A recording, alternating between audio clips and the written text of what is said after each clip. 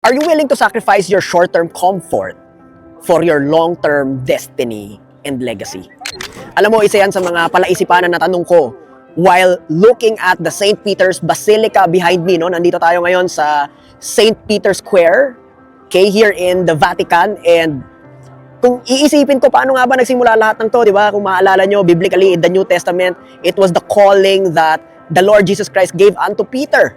And alam naman natin na nung mga panahon na yon, it was really challenging. It was not easy. It was not comfortable. Pero sabi nga, no, the gates of Hades cannot overcome it.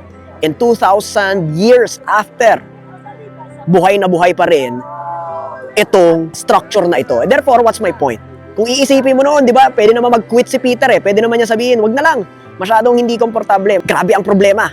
Nakakapagod, nakakadrain. Pero it brought us to ask again, are you willing to sacrifice your short-term comfort for your long-term destiny? Ikaw, look at your life right now.